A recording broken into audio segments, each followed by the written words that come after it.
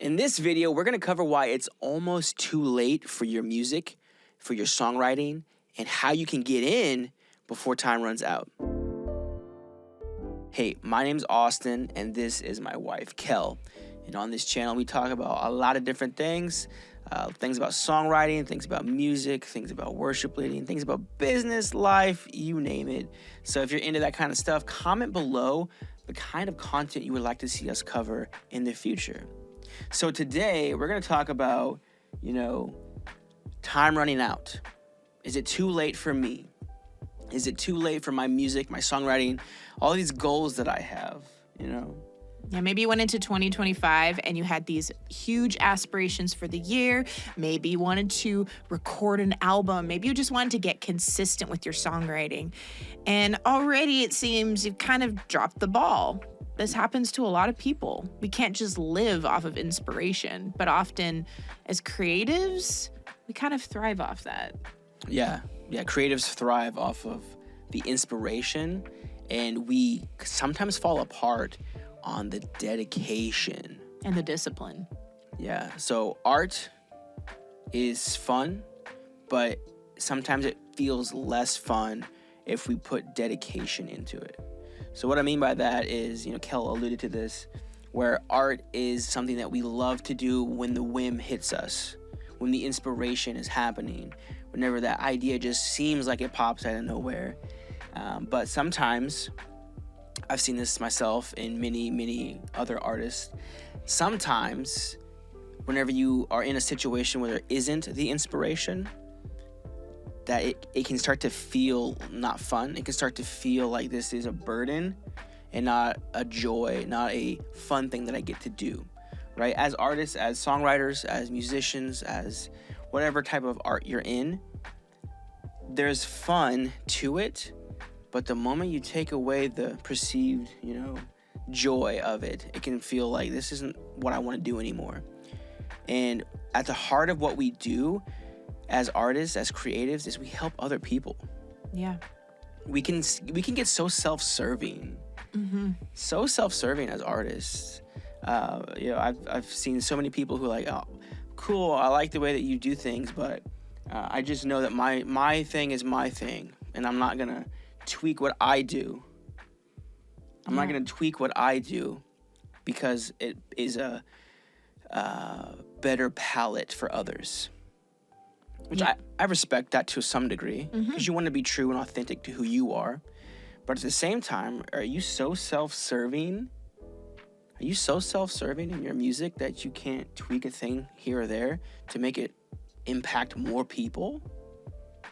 Right? Yeah, songs have power to change lives. There's so many songs that people have heard that they've said stories of, this song literally saved my life. Yeah. Like, it's not just you sharing your journal entry for the world. Although it's therapeutic, it's powerful. Like, don't get us wrong. That's a powerful thing to also just release your story. But especially as Christian artists, we need to be thinking less self-indulgent and more of a selfless and serving with our art. How can we be able to bring a message that's actually going to bring transformation? Because what you're going through right now could be someone else's breakthrough in the future. Yeah. So how do we make art a dedication? Right? Exactly. How do we do it when we don't feel like it? How do we do it when we don't have the inspiration? But maybe you're a person, is it too late for me? Is it too late for me to get my music out there, for me to get my music heard, for me to become an artist, for me to do this? There's the rise of AI, and it's there's a lot of buzzwords out there with AI. Like, I think AI is one of those things that has good and bad to it. It's like everything, right? So think about this: whenever the car was invented, and Henry Ford started mass producing cars, what was before the car was like the standard way of transportation? What was the standard way of transportation? Horseback? Yeah, horse and buggy. Yeah. Horse and buggy. So, like, you'll see pictures of New York City or just any random U.S. city on the East Coast, right? From back in that time period, and you look at one snapshot, and it's all horse and buggy. That's the main way of transportation, horse and buggy. And you might see, once the car comes out, like one or two vehicles, right? And then 10 years go by, and that's the only thing you see is cars. You don't see the horse and buggy anymore, right? You don't see that anymore because the technology changed. The way of doing changed. And there's a lot of buzzwords out there with AI right now. So maybe you're one of those people who's like afraid of this. Like, AI is coming. How am I ever going to compete with robots and all these artificial intelligence things? Well, there's a shift in technology that's coming. There's a shift in technology that's happening, right? So maybe you're one of those people who's afraid of that. So maybe that's holding you back from taking action and being the genuine artist that you are. The genuine artist will never be replaced, but the way things look, the way things are structured might change. From that example of, in one picture, you'll have all horse and buggy, maybe one or two cars. 10 years later, it's all cars. You're hard-pressed to find a horse and buggy anywhere. That same shift is happening right now, and it's going to keep happening. So we're in the middle of a shift right now. So if you're afraid of that, I just want to encourage you that the genuine artist can never be replaced, but the way things are structured and look will definitely change. Oh, yeah. So if you're just like isolated in fear from this potential change, get over it. Get over it, because it's gonna happen regardless of if you're afraid or if you embrace it. So I just want to address that right off the bat, because I've been hearing a lot of people talk about AI and a lot of fear mongering with it. And I've also heard a lot of people who are just like open arms accepting it, right? So there's balance to it, as with most things. So I just want to say, jump into the game. Don't let something hold you back in fear. So you're saying to yourself, hey, I want to do artistry. I want to get my music heard. I want to write more songs. I want to get better at it. But I feel like my time is running out. I feel like there's these technologies coming. There's all these things happening. I maybe haven't taken the opportunity in the past that I could have, right? If that's you, maybe you have, this passion to write, this passion to be a musician, this passion to be an artist, but maybe you haven't had the practical knowledge, right? Maybe you want to be a worship leader. Maybe you want to do stuff in the studio, maybe be a producer or a mixing engineer, but you're just like, I haven't taken action in the past, so I don't feel like I'm going to take action now, right? So I think this is the biggest thing that's holding you back, that's going to keep your clock running out of time, right? You're afraid to take action, so you don't take any action. That's why you're about to run out of time. If that's you and you've been on this hamster wheel, so to speak, of chasing the dream, but you're not actually making progress, let's think about it. You're on this little wheel. So you're seeing the goal in front of you, right? But you're not actually moving forward because you're on this cycle here of I want it, but I'm afraid to take action. I want it, but what if I fail? What if I look stupid? What if I don't achieve any of it? And I ended up wasting money, or I end up wasting this, or I end up wasting all these fears that keep rolling in. That is what's holding you back, and that's what's keeping your time clock running close to zero constantly. So if you want to change that, you've got to actually get in the game. Yeah. You've got to actually start making progress and get off the wheel and start heading out the cage, so to speak, right? Exactly. So whether you're like a college student, we hear this from so many people that they're busy with classes, or they have job on top of that, or you have a young family, or your kids have moved out. There's always something. There's always some excuse. There's always some level of resistance, because that's part of life. That's part of what even gives us inspiration in the first place, is whatever those seasons are. Even speaking from experience, I had to really learn, how do I write as a young mom with mom brain? It's real. And like, how do you continue to keep those disciplines going in whatever season you're in? And so often we just hear these excuses of like, I can't do it right now, maybe in the future. And then years go by, and what's actually happened? You know, like, I don't know about you, but I don't really want to be on that hamster wheel. I want to actually be making momentum, even if it's not as massive as you want or as you'd like to happen. If you're taking those steps, that's going to eventually bring more fruit for sure. Yeah, so it doesn't really matter if you're just starting and you're like, how do I do this? I feel like I'm running out of time already. Or if you've maybe started in the past and then life happens, right? Maybe life hits you in a career or a job, or life happens in a good way, and you have a family, you have kids, you have a spouse, and all those good things happen. But maybe it circles back around to the dream, and it's like, oh man, this is daunting. Like, I feel overwhelmed by this. And if that's you, I just want to encourage you that feeling overwhelmed can be a good thing. Oh yeah. It can be a good thing. We can feel overwhelmed and then think, I can't handle it. And, there might be truth to that. You can't handle it all at once. We're not ever meant to take everything in all at once. You're not gonna, I have a dream and then tomorrow it's fulfilled.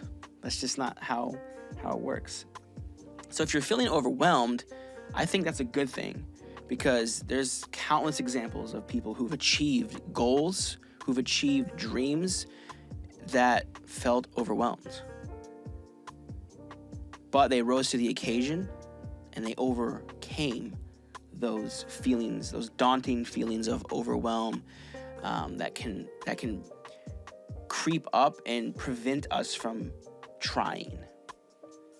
That's the number one thing that's going to hold you hostage to feeling like time's running out for yourself is, I'm overwhelmed and I'm afraid, so I won't do.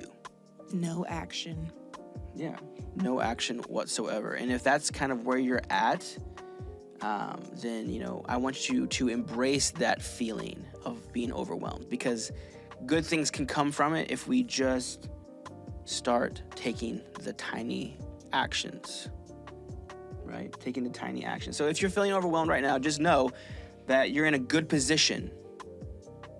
That's like a step one. You're in a good position if you feel overwhelmed to say, hey, I want to be a worship leader. I want to be an artist. I want to be a songwriter. I want to be XYZ. Feeling that overwhelmed. All of the above. All of the above. Right? Feeling that Exactly. pressure on yourself can be good or it can be detrimental. Mm-hmm. Here's the thing you got to know, though. If you're going to achieve anything, you're going to have to overcome that feeling. If you don't like that feeling to the point where you're willing to not ever have that feeling and stay complacent, okay, just accept it. Right? But if you're like, I don't want to look back in 5 years, 10 years, 20 years, whatever the case may be, I don't want to look back and realize I didn't actually try. Because what if I succeed? Right? We're so focused on what if I fail so many times that it's like, okay, cool. What if I actually succeed, though? You can't succeed if you don't face the daunting, overwhelm feelings. And quite honestly, if you don't have those feelings with your dreams, you're probably not dreaming. You're not dreaming big enough. Like, we all feel that. If it's a real dream, we feel that. And I just want to encourage you that you're in a good position if that's where you're at right now. And then just leaning on even the verse, more than you ask, think, or imagine. So it's like, if your dream is kind of like this small, how big is the dream that God actually has for you? And to start dreaming, again, this isn't like everything you want and desire you will receive, but it's actually starting to like tap into faith of like what is possible. And so as you guys know, we are believers. Everything we share here is going to be biblically based. We're going to bring in scripture. We're going to bring in our own life experiences, because first and foremost, God is first in our lives, and we want to look to him for our dreams. So maybe as well, you might have had something that you've dreamt of for a long time and you put it on the back burner because the Lord told you to surrender it, because you felt that it just wasn't the time yet. Like, I know you even have an example of that yourself, right? So when I was fresh out of high school, I really wanted to be a music producer and a mixing engineer. So I went and interned with a producer, and that's kind of where I thought my life was headed. But God had different plans. And don't be afraid of God's change, because what he has for you will ultimately be the best decision. And if we fight it, we're just going to find ourselves miserable. So I was going to be a producer, and I was, interning with this metal and rock producer. And, that was cool. That was fun. But God had different plans for me in that moment, in that season. Mm-hmm. So he pulled me from my desire, and put me into worship leading, which was not my desire at all. And throughout that process, that's whenever my love for songwriting started to come forth more. So I of course I loved songwriting before that, but something shifted where there was a deeper connection than just music that I like. There was a deeper meaning than just stuff I wanted to do and wanted to listen to. So God had ultimate plans with that. And throughout that process, the songwriting became a bigger factor in my life. And it wasn't just about the music and the producing. Through that, though, God led me back to the producing. So now I'm producing again, and it's not just for my own wants and desires. There's a deeper purpose to it. So if God's leading you somewhere, there's going to be a deeper purpose to it. So, yeah, if you guys like this type of stuff, this type of content, then go ahead and like and subscribe and comment below what you would like to see us cover. If it's, songwriting, theory, if it's more discussions like this, if it's production, I want to hear your thoughts on what you think would be cool content for this channel. So as much as we say, take action, take those steps, don't let fear hold you back, something we really want to caution you in is taking shortcuts. Yeah. Shortcuts are kind of one of those things. How many times have you been told there's no shortcuts in life, right? Mm-hmm. And I think that's true for 99% of things. There are no shortcuts in life. I can think of examples, many different examples of where a shortcut can lead you down a path that's not necessarily good for you. Yeah. Just musically speaking, if you're the type of person who have dreams and aspirations of being an artist, and then you're like, hey, I just want to build a fan base, but you don't go about doing it in the correct way, and you start taking shortcuts, and you start, getting your music onto these, suspicious places, and now robots are listening to your music, and all of a sudden you get flagged because you don't have a real fan base and something shady is happening. So instead of you building the foundational skills of writing good songs and connecting with a true audience, maybe you go about it in some way that's maybe not wise, and you feel like it's a shortcut to help you get the numbers, to help you get the fans. But in reality, what happens is you get flagged, maybe you get banned from a certain platform. You have to start over because, the shortcut that was promised to you, let's face it, most people don't do things maliciously on purpose. No. But the thing that was sold to you and promised to you didn't result in what you thought it would. It actually caused a setback. So now instead of you having a fan base and listeners and streams and you're having royalties come in, now you got to clean up the mess. Now you got to clean up the profile, your artist profile. You got to, kind of restart, so to speak. So what could have been a nice launching pad turned out to be a setback. And shortcuts can be that so many times. There's another example. I believe it was 2024 that there was a guy who got caught in some big scheme with AI. So we're kind of circling back to that AI stuff, right? And this is why there's so much fear-mongering, because of a handful of stories like this. So there's a guy who created a bunch of, music using AI, which in and of itself isn't necessarily a problem, but he created a bunch of music using AI and claimed he wrote it, so he didn't give it proper credit. We're saying AI wrote this, not me. No, he claimed he wrote all these songs using AI. So already there's some shady stuff happening, right? And you're talking like writing, not just like, here's AI to help prompt me. No, he robot made it completely Wow. from scratch. And he just said he wrote it. So that's unethical as it is. Mm-hmm. But it goes a step further, right? So what happens is now he has all this thousands and thousands of songs that he had the computer write for him. The AI generate for him. He didn't do any of the work, but he claimed that he wrote all of these songs. Then what had happened, he takes it a step further and he creates thousands and thousands and thousands of fake accounts, which are also called bots. So there's all these fake bots out here that he has streaming his music constantly. So he's using a bunch of thousands and thousands of fake accounts to stream all of his thousands and thousands of fake songs, right? So now you're seeing this is not just like an accident. This person is using a shortcut maliciously for personal gain, right? So what happened is he ended up over a short period of time amassing like $10 million. I think it was over $10 million. Over $10 million in royalties that he didn't rightfully have ownership to. So he's kind of cheating the system and printing his own money, so to speak. Well, he gets caught, and it doesn't go good. So obviously, that's an example of taking a shortcut maliciously, right? So sometimes a shortcut can just be an honest mistake. You know, there's a story of some people who were moving across country into California back in the gold mining days. And instead of following the Oregon Trail, which was proven and safe and would have got them where they needed to be, they decided to take a shortcut.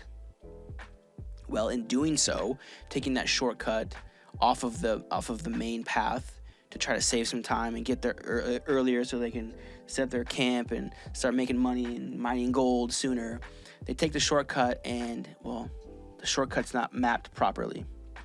So they end up in this terrain that's rough and rugged and it's inaccurate. The map isn't really reading correctly. So they're stuck in this mountain. They're stuck with rough terrain. It's hard to get through. It's not easy anymore. But winter comes. And now they're stuck away from anybody else, away from the main path. They're stuck with this map that is inaccurate. The road is rough. The terrain is rough. The conditions are rough. And what happens? Winter comes. They get stuck. There's not enough food. Like, you know where this goes, right? So they don't make it to their destination. They end up perishing in this place. So the shortcut that was intended to help them stopped them completely. So shortcuts can be detrimental. Shortcuts can be accidental. Right? You can think, oh, this will help me. But at the end of the day, it's probably gonna cost you something, either detrimentally or just set you back. Or if you're in that one guy's case, maybe your malicious acts of shortcut are just not good. So all that to say, there's no real shortcuts in life except one. There is one shortcut that will help you. It will help you get in the game. It'll help you stop feeling like the clock is closing in on you and there's no more time. Like, there's time, but you gotta invest yourself into this. Like, do this now or it will be too late. The one shortcut that you can take to achieve your goals, to achieve your dreams, is mentorship. Mentorship is the one shortcut that is proven to work, because now you're partnering with a real person. You're partnering with somebody who's been there, somebody who's done what you're trying to do, right? They're coaching you through things they've already done, and they have seen the successes. They've seen the things that work. They've also seen the things that don't work, the things that, maybe were promised as shortcuts, and they can avoid, they can help you avoid those same pitfalls that they perhaps maybe had in the past. So guidance from a mentor, guidance from a coach is the only real shortcut, because you're not just investing into some pipe dream or some scam. You're investing into personalized guidance to help you get from where you want to be to where you are, because you're trusting in someone who's already been there. That's the one only shortcut in life that has been proven to work time and time again. So you can go over a lot of different YouTube videos, and there's a lot of great information out there. But information is not a mentor. Yeah. It can help guide you. It can give you, training information, but it's not going to be the same as having someone walk with you on that journey. Yeah, and the same goes for this YouTube video and this YouTube channel. This is not, this YouTube channel is not a replacement for actual mentorship and actual coaching. So we are songwriting coaches. That's what we do. We help artists all the time, Christian artists all the time, get unstuck with what they're doing and help them actually get over those daunting feelings of overwhelm and start achieving the goals that they have. That's what we do day in and day out. But this YouTube channel is not going to be the replacement to a mentor. So if you're somebody who wants to have a mentor and you're tired of the same stuff, you're tired of feeling like the clock is running out on you, and you're tired of the fear causing you to make excuses on why you can't and why you're too late and why you can never do, then that's a good sign that you're ready for investing into yourself. Yeah. Before it's too late. Because before it's too late means you just accepted it. If you're at the place where you've just accepted that it will never happen, then you're too late.